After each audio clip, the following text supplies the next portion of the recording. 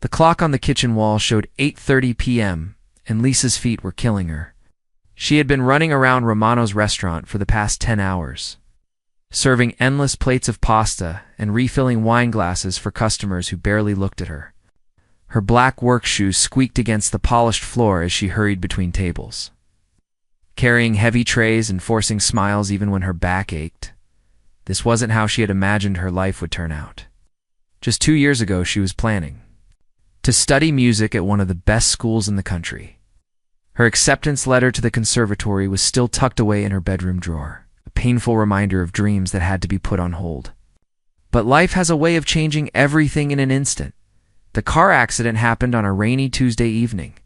Her parents were coming home from her little brother's soccer game when a drunk driver ran a red light. In one terrible moment, Lisa went from being a carefree college-bound teenager to the sole guardian of her 10-year-old brother. David. The medical bills started piling up immediately. David needed surgery, physical therapy, and ongoing treatment that insurance only partially covered. So here she was, working double shifts at Romano's, trying to make enough money to keep them both afloat. The tips were decent, especially on weekends when the wealthy crowd came in for their expensive dinners. But it was never quite enough. Every month was a struggle to pay rent, buy groceries, and cover David's medical expenses. Tonight was particularly busy. The restaurant was packed with well-dressed people celebrating deals, anniversaries, and business successes. Lisa moved from table to table, taking orders and serving food with practiced efficiency. She had learned to read customers quickly, who would be patient, who would complain about everything, and who might leave a generous tip. At around 9 p.m., the front door opened, and in walked a group of 5 men in expensive suits. Lisa could tell immediately that they were important, or at least thought they were. The way they carried themselves, the expensive watches on their wrists, and the confident manner in which they spoke to the hostess all screamed money and power. The hostess led them to table 12, one of the best spots in the restaurant, with a clear view of the dining room and the beautiful grand piano that sat in the corner. Lisa had always loved that piano. During quiet moments, when no customers needed her attention, she would sometimes stand near it and imagine what it would feel like to play it again. Her manager, Tony, approached her with the usual stressed expression he wore during busy nights. "Lisa, you're taking table 12. Big spenders, so make sure everything is perfect, okay?" She nodded and grabbed her notepad, walking over to introduce herself to the new customers. The man sitting at the head of the table was clearly the leader of the group. He had gray hair, an expensive suit, and the kind of confidence that comes from having more money than most people see in a lifetime. His name was Robert, and within minutes of meeting him, Lisa could tell he was used to getting exactly what he wanted exactly when he wanted it. "Good evening, gentlemen. Come to Romano's. Can I start you off with some drinks?" she asked politely, her practiced smile in place. Robert barely looked up from his phone. "We'll have your most expensive bottle of red wine. Make sure the glasses are actually clean this time. Last week at Giovanni's, they served us wine in glasses that looked like they hadn't been washed properly." His friends chuckled, and Lisa felt her cheeks burn slightly. She wasn't at Giovanni's last week, and their glasses at Romano's were always spotless, but she knew better than to argue with customers. "Of course, sir. I'll bring that right out." As the evening progressed, Robert's behavior became increasingly difficult. He sent back his appetizer because it wasn't hot enough, complained that the bread was too crusty. He criticized the lighting at their table and demanded that Lisa ask the manager to adjust it. Each complaint was delivered with a tone that made it clear he enjoyed having power over the restaurant staff. Lisa handled each request with patience and professionalism. She had dealt with difficult customers before, and she knew that getting upset would only make things worse. Besides, she needed this job too, desperately to risk making a scene. The evening took a turn for the worse when Lisa was serving the main courses. She was carefully placing Robert's plate in front of him when he suddenly gestured widely with his hands, talking loudly about some business deal he had just closed. His elbow knocked into Lisa's arm just as she was setting down his wine glass. A few drops of the expensive red wine splashed onto the white tablecloth near his plate. It wasn't much, barely noticeable really, but Robert exploded, as if she had dumped the entire bottle on him. Are you kidding me? He shouted, loud enough that conversations at nearby tables stopped. Ow, this is $1,000 suit, and you're... Splashing wine around like some amateur? Lisa's heart sank. The wine hadn't even touched his suit, but she knew that pointing this out would only make him angrier. I'm so sorry, sir. Let me clean that up right away and get you a fresh glass. Sorry doesn't cut it, Robert snapped, his face red with anger. Do you have any idea what I pay to eat at places like this? Shouldn't have to deal with clumsy waitresses who can't do their job properly. The entire restaurant was now watching the scene unfold. Other diners were looking uncomfortable, and Lisa could see her manager heading over from across the room. She felt her face burning with embarrassment, but she forced herself to stay calm. You're absolutely right, sir. I take full responsibility. Please let me make this right. Robert leaned back in his chair, a cruel smile spreading across his face. He was clearly enjoying the attention and the power he had over this young woman. Make it right. What skills do you even have besides spilling things? I bet you can't. Do anything useful? As he said this, his eyes wandered around the restaurant and landed on the grand piano in the corner. Lisa noticed his gaze and couldn't help but glance at the instrument herself. It was a beautiful piece, a black Steinway that the restaurant's owner had bought years ago to create atmosphere. I bet you think you can play that thing, Robert said with a mocking laugh. All you young people think you're artists or musicians, or something special. But when it comes down to it, you're just serving tables because that's all you're good for. His friends joined in the laughter, and Lisa felt something break inside her chest. She thought about her acceptance letter tucked away in her drawer. She thought about all the years of piano lessons her parents had scraped together money to pay for. She thought about the dreams she had given up to take care of David, but she also thought about David himself, lying in his hospital bed just last week, asking her when she was going to play piano again. She thought about how disappointed her parents would be if they could see her now, being humiliated by someone who had no idea what she had sacrificed. Robert wasn't done. He pulled out his wallet and made a show of counting out some bills. Tell. You what? He said loudly, making sure everyone in the restaurant could hear. If you can actually play something on that piano, something that doesn't sound like a child banging on keys, I'll give you $1,000 tip. But when you embarrass yourself, which we both know you will, you're done here. Your manager will have to fire you for wasting everyone's time. The restaurant had gone completely silent. Even the kitchen staff had stopped what they were doing to listen. Lisa looked around at all the faces staring at her, waiting to see what she would do. Her manager looked terrified. Knowing she couldn't afford to lose her job, Lisa's hands were shaking as she stared at the piano, then back at Robert's smug face, knowing her entire future hung in the balance of this moment. Lisa stood frozen for what felt like forever, but was probably only 10 seconds. The entire restaurant was watching her, waiting to see what she would do. She could feel dozens of eyes on her, some filled with pity, others with curiosity, and a few with the same cruel amusement that danced in Robert's eyes. Her mind was racing. If she walked away from this challenge, Robert would probably make good on his threat to get her fired. Tony, her manager, was already sweating bullets behind the bar, probably calculating how much trouble this scene was going to cause. But if she tried to play and failed, the humiliation would be unbearable. She would still lose her job. The worst part was that Robert had no idea what he was asking of her. He didn't know that she had been playing piano since she was 5 years old. He didn't know that her parents had worked extra shifts and skipped vacations to pay for her lessons. He didn't know that she had won every local competition she had ever entered, or that the music conservatory had offered her a full scholarship before everything fell apart. But he also didn't know how long it had been since she had played. 2 years, 2 long, painful years since she had touched a piano. The last time was at her parents' funeral, when she had played their favorite song while tears streamed down her face. After that day, she couldn't bring herself to play anymore. Every note reminded her of what she had lost. What's it going to be? Robert asked, leaning back in his chair with his arms crossed. Are you going to show us this amazing talent of yours, Or are you going to admit that you're just another waitress with big dreams and no real skills? His friends were snickering, and one of them pulled out his phone to record what was about to happen. Lisa noticed other customers doing the same thing.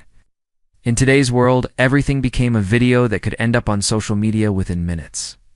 Lisa looked at Tony, who gave her a small nod. She could see the worry in his eyes, but also something else. Maybe it was hope. Tony had always been kind to her, and she knew he didn't want to fire her.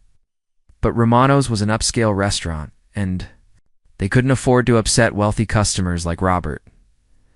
Taking a deep breath, Lisa untied her apron and set it on a nearby empty table. Her legs felt weak as she walked across the restaurant toward the piano. Each step seemed to echo in the silence. She could hear her heart pounding in her ears, and her hands were trembling. The piano bench was cold when she sat down. She lifted. The heavy lid that covered the keys and the familiar black and white patterns stared back at her. For a moment, she felt like that 5-year-old girl again, sitting on a phone book because she was too small to reach the pedals properly. Her fingers hovered over the keys, but she couldn't make herself press them. What if she had forgotten how to play? What if 2 years away from music had destroyed the skills she had spent her entire childhood building? What if Robert was right, and she really was just a waitress with impossible dreams? She closed her eyes and tried to block out everything else. The watching crowd, Robert's cruel laughter, the pressure of needing this job to survive. Instead, she thought about David. Her little brother had been asking her for months why she didn't play anymore. Just last week when she was visiting him at the physical therapy center, he had pointed to an old piano in the corner of the waiting room. "Lisa, will you play something for me?" he had asked. "I miss hearing you play." She had made some excuse about being too busy, but the truth was that she was scared. Scared that the music wouldn't come back to her. Scared that playing would bring back all the pain of losing their parents. Scared that she wasn't as good as everyone had always told her she was. But sitting here now, with her job and David's medical care hanging in the balance, she realized that fear was a luxury she couldn't afford anymore. She pressed middle C with her right index finger. The note rang out clear and pure, filling the silent restaurant. It was perfectly tuned, and the sound brought back a flood of memories. Her first recital when she was 6, the day she learned to play with both hands, the morning she woke up and realized she could hear melodies in her head that didn't exist anywhere else. Then she began to play. She started with something simple, a piece by Batch that she had learned when she was 12. Her fingers moved slowly at first, uncertain after so much time away from the keys. But muscle memory is a powerful thing, and within a few measures, her hands began to remember what they were supposed to do. The melody was beautiful and sad, perfect for how she was feeling in that moment. As she played, she could feel the tension in her shoulders starting to ease. This was who she really was, not just a waitress struggling to pay bills, but a musician, someone who could take emotions and turn them into something beautiful that other people could feel too. She could hear the restaurant around her starting to react. Conversations that had stopped completely when she sat down were now replaced by soft whispers of surprise. Someone said, "Oh my God," under their breath. Another person shushed someone who was trying to talk, but Lisa barely noticed. For the first time in 2 years, she felt like herself again. The music was flowing through her fingers like it had never left. All those hours of practice, all those years of lessons, all that natural talent that had made her teachers say she was destined for greatness, it was all still there. Waiting for her to come back to it, she finished the Batch piece and, without pausing, moved into something more challenging. A piece by Chopin that had always been one of her favorites. This one required more technical skill, more speed and precision. Her fingers danced across the keys, hitting every note perfectly, adding her own subtle interpretations to make the familiar melody sound fresh and new. The restaurant was completely silent except for the music. Even the kitchen staff had stopped working to listen. Lisa could feel that she had everyone's complete attention, but it didn't make her nervous anymore. This was what she was meant to do. This was who she was supposed to be. As she played, she thought about her parents and how proud they would be to see her performing again. She thought about David and how his face would light up when she told him about this night. She thought about all the dreams she had put aside and wondered if maybe, just maybe, it it wasn't too late to find a way back to them. When she finished the chop in peace, she finally opened her eyes and looked around the restaurant. Every single person was staring at her with their mouths open. Even Robert's friends had stopped smirking and were looking genuinely impressed. But Robert himself looked like he had been hit by a truck. The smug confidence was completely gone from his face, replaced by shock and something that might have been embarrassment. He clearly hadn't expected this. He had thought he was setting up an easy humiliation. But instead he had given Lisa a chance to show everyone exactly what she was capable of. The silence stretched for a few more seconds before someone in the back of the restaurant started clapping. Then someone else joined in, and within moments the entire place erupted in applause. People were standing up, whistling, shouting bravo. Lisa sat at the piano bench, overwhelmed by the response, feeling more alive than she had in 2 years. But she also knew that Robert wasn't the type of man who would gracefully admit he was wrong. And she could see from the look on his face that this wasn't over yet. The applause seemed to go on forever. Lisa sat at the piano bench, her hands still resting on the keys, hardly believing what had just happened. Looked out at the sea of faces, all smiling and clapping enthusiastically. Some people were wiping tears from their eyes. An elderly woman at table 6 was clutching her husband's arm, clearly moved by the performance. But even as the crowd continued to cheer, Lisa's eyes kept drifting back to Robert's table. His friends were clapping too, looking genuinely amazed. But Robert himself sat frozen in his chair. His face had gone from smug confidence to complete shock.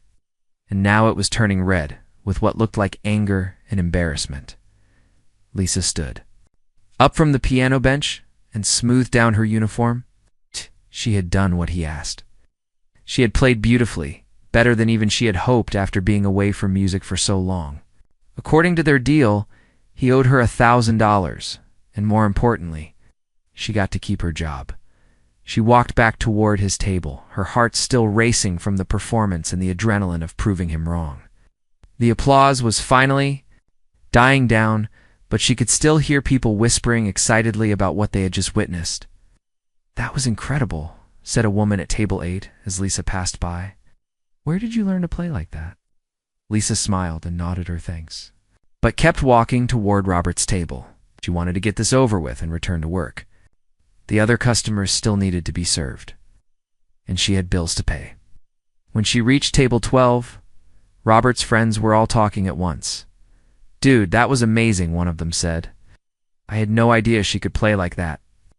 "She's better than most of the performers we saw at that concert last month," another added, but Robert wasn't joining in their praise. Instead, he was staring at Lisa with a look that made her stomach drop. She recognized that expression. It was the same look her high school bullies used to get when their pranks backfired and made them look foolish instead of clever. "Well," Lisa said quietly, trying to keep her voice steady, "I believe we had a deal." Robert's jaw tightened, glanced around the table at his friends, then at the other customers who were still watching their table with interest. Some people had their phones out, and Lisa realized they might have recorded her performance.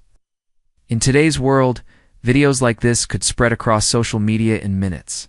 "That was ... double quotes," Robert started, then stopped. Lisa could see him struggling with what to say. Admitting she was talented would mean admitting he was wrong. And men like Robert didn't like being wrong, especially not in front of an audience. "That was what?"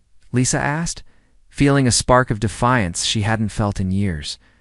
For the first time in this whole encounter, she felt like she had some power in the situation. Robert's face got even redder. "Ow." "Anyone can memorize a few songs," he said, his voice getting louder. "Playing from memory isn't real musicianship. Real musicians can improvise. They can play anything, not just pieces they've practiced 1,000 times."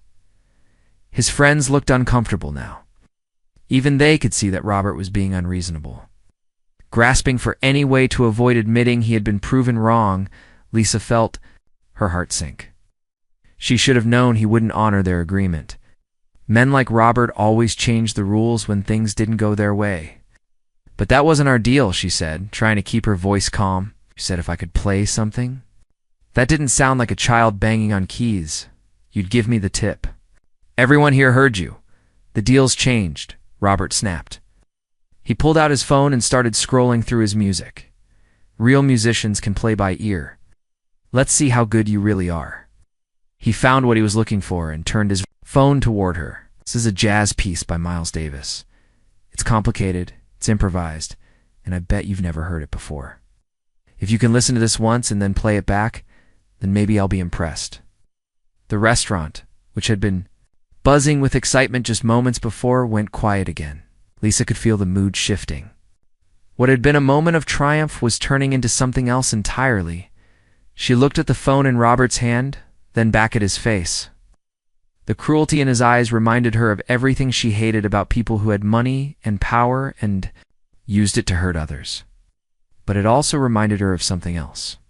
It reminded her of every person who had ever underestimated her, every teacher who had doubted her abilities before hearing her play, every competitor who had assumed she couldn't be that good because she was young or because she came from a working-class family. Fine, she said, the word coming out stronger than she felt. Robert looked surprised. He probably expected her to back down, to admit defeat and walk away.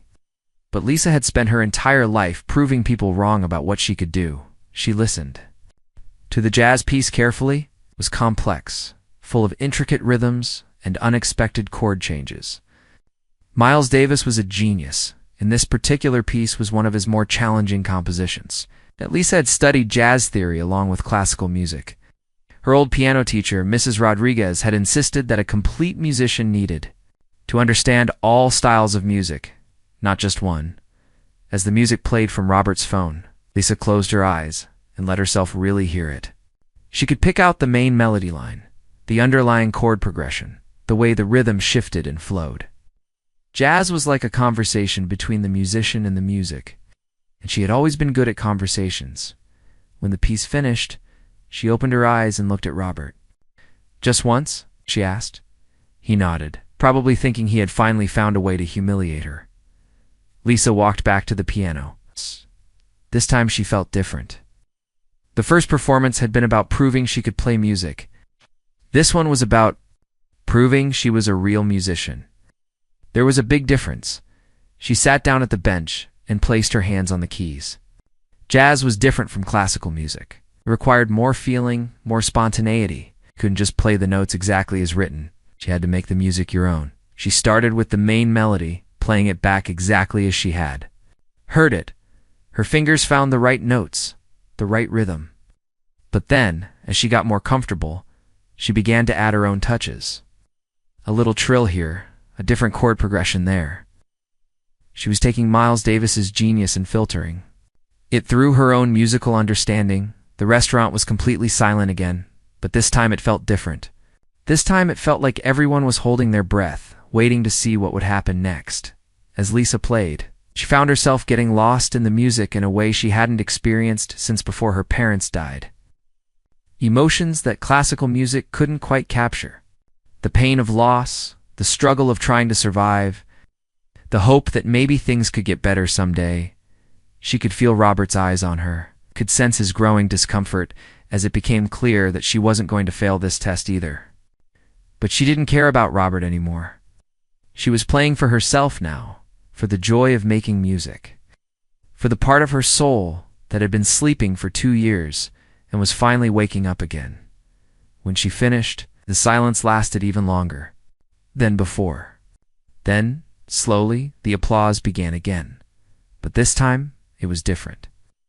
This time, people weren't just impressed by her technical skill. They were moved by something deeper, something that touched the part of them that understood what it meant to struggle and survive and find beauty in the midst of hardship. The applause this time was thunderous. People weren't just clapping anymore. They were standing up, shouting, and some were even crying. Lisa sat at the piano, breathing heavily, feeling like she had just run a marathon. Her heart was pounding, but not from fear this time. It was from pure joy, from the rush of doing something she was born to do. She looked around the restaurant and saw faces she would never forget. There was the elderly couple at table 6, both of them wiping their eyes with their napkins. The young woman at table 3 was holding her boyfriend's hand tightly, both of them staring at Lisa like they had just witnessed something magical. Even the kitchen staff had come out to watch, their chef hats still on, their faces filled with wonder. But it was the man at table 9 who caught Lisa's attention. He was older, maybe in his 60s, with gray hair and kind eyes. Unlike everyone else who was clapping and cheering, he was sitting quietly. But there was something about the way he was looking at her that made her curious. He seemed familiar. Though she couldn't place where she might have seen him before, Lisa stood up from the piano bench and turned toward Robert's table. She expected to see defeat in his face, maybe even some grudging respect. After all, she had done something that very few people could do. She had listened to a complex jazz piece once and played it back perfectly, adding her own creative touches that made it even more beautiful. But Robert's face wasn't showing defeat or respect. Instead, he looked angrier than ever. His jaw was clenched, his hands were balled into fists, and his eyes were blazing with fury. Lisa realized with a sinking feeling that no matter what she did, no matter how well she played, Robert was never going to admit he was wrong. "Lucky guess," he said loudly, his voice cutting through the applause like a knife. Anyone can copy what they hear if they listen hard enough, but that's still not real musicianship. His friends looked embarrassed now. One of them tugged at Robert's sleeve, trying to get him to quiet down. "Come on, man," he whispered. "She's clearly incredible. Just pay her the money and let's go." But Robert shook off his friend's hand. He was in too deep now to back down. His reputation, his image of himself as someone who was always right, was at stake. And Lisa was beginning to understand that there were some people who would rather destroy everything around them than admit they made a mistake. "You want to prove you're a real musician?" Robert said, standing up from his chair. His voice was loud enough that everyone in the restaurant could hear him clearly. "Then create something original. Right now, no copying, no playing something you've heard before. Make up a song from scratch. If you can do that, then maybe you're more than just a waitress with a good memory." The restaurant went quiet again, but this time the silence felt different. It felt tense, uncomfortable. Lisa could see that people were starting to get upset. With Robert, his behavior was becoming cruel, and everyone could see it except him. Lisa felt a wave of exhaustion wash over her. She had already proven herself twice, and now he was moving the goalposts again. How many times would she have to perform before he honored their original agreement? How many hoops would she have to jump through? But then she looked around the restaurant again, at all the faces watching her with hope and encouragement. These people believed in her. They'd seen what she could do, and they wanted her to succeed. And somewhere in the back of her mind, she could hear her mother's voice from years ago. "Lisa, honey, never let anyone make you smaller than you are. You have a gift, and gifts are meant to be shared." "Okay," she said quietly, then louder, so everyone could hear. "Okay." Robert looked, surprised again. He probably thought this final challenge would be impossible for her. After all, composing music on the spot was something that even professional musicians found difficult. It required not just technical skill, but creativity, inspiration, and the ability to tell a story through sound. Lisa walked back to the piano for the third time that evening. Her legs felt shaky, and her hands were trembling slightly, but not from fear. She was nervous, yes, but it was the good kind of nervous. The kind that athletes feel before a big game, or actors feel before opening night. She sat down at the bench and closed her eyes. What song did she want to create? What story did she want to tell? And then it came to her, as clear as if someone had whispered it in her ear. She would tell the story of the last 2 years. The story of loss and struggle, of dreams deferred, but not forgotten. The story of a girl who became a woman too quickly, who had to put aside her own dreams to take care of someone else. But also the story of strength, of love, of never giving up even when everything seemed hopeless. She placed her hands on the keys and began to play.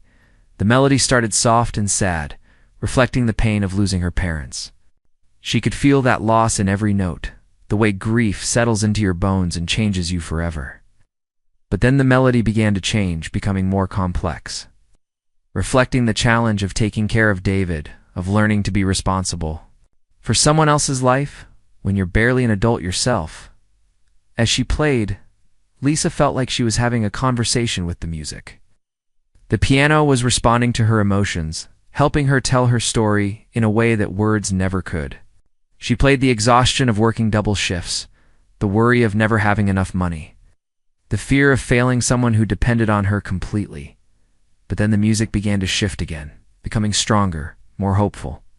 This part was about resilience, about discovering that you're capable of more than you ever imagined. It was about finding strength in places you didn't know it existed, about love being powerful enough to carry you through anything.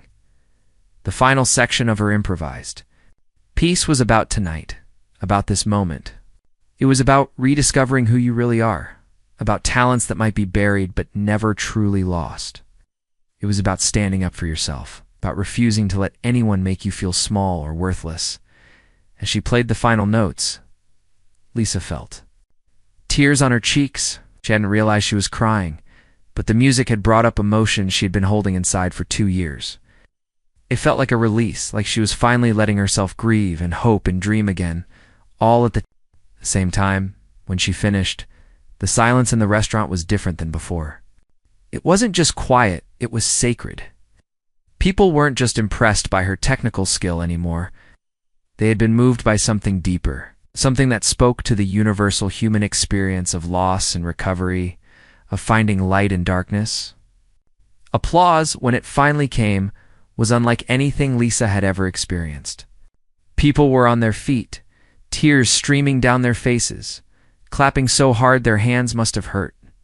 Someone shouted "Bravo," and others picked up the chant. The elderly man at table 9 was nodding slowly, a smile on his face like he had just discovered buried treasure. But Lisa's eyes went straight to Robert's table. What she saw there made her realize that this night was about to change her life in ways she couldn't have imagined. When Lisa looked at Robert's table, she saw something she hadn't expected. Robert was sitting completely still, staring at her with an expression she couldn't quite read. His anger seemed to have drained away, replaced by something that looked almost like shock. His friends had stopped trying to get his attention and were just watching him, waiting to see what he would do next. But it was what happened next that truly surprised. Everyone in the restaurant, the elderly man from table 9, stood up slowly and began walking toward the piano. As he got closer, Lisa could see that his eyes were filled with tears. There was something about the way he carried himself that suggested he was someone important, though she still couldn't place who he might be. "Excuse me," he said softly, when he reached the piano. His voice was gentle, but carried the kind of authority that made everyone in the restaurant turn to listen. "I'm sorry to interrupt, but I had to come over here and tell you something." Lisa stood up from the piano bench, suddenly feeling nervous again. Had she done something wrong? Was this man going to complain about her performance? "My name is Professor Williams," the man continued, "and I teach at the Riverside Conservatory of Music. I've been teaching and performing for over 40 years, and I want you to know that what you just did was extraordinary." Lisa felt her knees go weak. The Riverside Conservatory was one of the most prestigious music schools in the country. She had dreamed of studying there when she was younger, but it had always seemed impossible, even before her parents died. "That piece you just composed," Professor Williams continued, "told a story that moved everyone in this room. You didn't just play notes, you shared your soul. That's what real musicianship is about." He reached into his jacket pocket and pulled out a business card. "I would very much like to talk with you about your future. We have scholarship programs for students with exceptional talent, and I believe you might be exactly what we're looking for." Lisa took the card with shaking hands. She couldn't believe what was happening. Just an hour ago, she was worried about losing her job. Now a professor from one of the best music schools in the country was talking to her about scholarships. "I'm not a student anymore," she said quietly. "I'm 22, and I haven't played seriously in 2 years. I work here to support my little brother." Professor Williams smiled. "Music doesn't have an expiration date. Talent like yours doesn't disappear just because life gets in the way. We have programs for students of all ages, and we have support systems for people in situations like yours." As they were talking, Lisa became aware that something else was happening at Robert's table. One of his friends was showing him something on his phone, and Robert's face was getting paler by the minute. Dude, this is already online, his friend was saying, in a voice loud enough for nearby tables to hear. Someone recorded the whole thing and posted it. It's getting thousands of views already. Lisa looked around and realized that several people in the restaurant were indeed holding up their phones. In today's world, moments like this didn't stay private for long. The video of her performance was probably spreading across social media platforms. Right now, Robert's friend continued reading. From his phone, the comments are brutal, man. Everyone's calling you out for being mean to her. Look at this one. Rich guy tries to humiliate talented waitress and gets schooled. This one says, this girl is amazing, and this man should be ashamed of himself. Robert snatched the phone and started scrolling through the comments himself. Lisa could see his face getting redder and redder as he read. He was realizing that his behavior tonight hadn't made him look powerful or important. It had made him look like a bully, and now thousands of people online were seeing it. Professor Williams noticed the commotion at Robert's table too. I take it that gentleman is the one who challenged you to play. Lisa nodded, said if I could play something decent, he'd give me $1,000 tip. But then he kept changing the rules every time I proved I could do what he asked. Professor Williams frowned and looked over at Robert's table. I see. Well, let me tell you something about men like that. They're usually people who have never created anything beautiful themselves, so they try to tear down people who can. Don't let his behavior diminish what you accomplished tonight. Just then, Robert stood up from his table. Lisa tensed, expecting another confrontation, another impossible challenge. But when Robert walked over to them, he looked different than he had all evening. Arrogance was gone, replaced by something that might have been shame. I owe you an apology, he said quietly, his voice barely loud enough for Lisa to hear. And I owe you this. He pulled out his wallet and counted out several $100 bills. But instead of the $1,000 he had originally promised, he put down $2,000 on top of the piano. This doesn't make up for how I treated you, he said, not quite meeting her eyes. I was wrong. I was cruel, and I'm sorry. Lisa stared at the money, then at Robert. She had expected him to leave without paying anything, or to cause another scene. This apology was the last thing she had expected. I don't know why I acted that way, Robert continued. Maybe it's because I've spent so long making money that I forgot what it was like to create something beautiful. Watching you play tonight reminded me of something I lost a long time ago. He looked around the restaurant at all the people who were still watching and listening. I hope someday I can find a way to be the kind of person who builds people up instead of tearing them down. With that, he turned and walked back to his table. His friends quickly paid their bill and left, but not before a couple of them stopped to tell Lisa how incredible her performance had been. Professor Williams watched them go, and turned back to Lisa. Sometimes the most powerful thing you can do is show someone who they could be instead of who they are. I think that's what happened here tonight. Lisa picked up the money Robert had left. $2,000 was more than she made in a month at the restaurant. It would cover David's medical bills for the next few months and give her some breathing room to figure out what came next. So, Professor Williams said, would you be interested in auditioning for our program? Have a feeling you might surprise yourself with what's possible. Lisa looked around the restaurant one more time. Tony was beaming at her from behind the bar, giving her a thumbs up. The other customers were still talking excitedly about her performance. Her phone was buzzing with notifications, probably friends who had seen the video online, but most importantly, she felt something she hadn't felt in 2 years. She felt hope. Yes, she said to Professor Williams, I would love to audition. 6 months later, Lisa was walking across the stage at her first conservatory recital. In the audience, she could see David sitting in the front row, his physical therapy finally complete, clapping louder than anyone else. Next to him sat Tony from the restaurant, and in the back, she was surprised to see a familiar face. Robert had come to hear her play. After the performance, he approached her with the same humility he had shown that night at Romano's. I wanted to thank you, he said simply. That night changed me. I've been trying to be a better person ever since, and it started with watching you refuse to let anyone make you smaller than you are. Lisa smiled. Music has a way of changing people. I'm glad you let it change you too. As she looked out at the audience still applauding, Lisa realized that sometimes the most beautiful music comes from the hardest moments in life.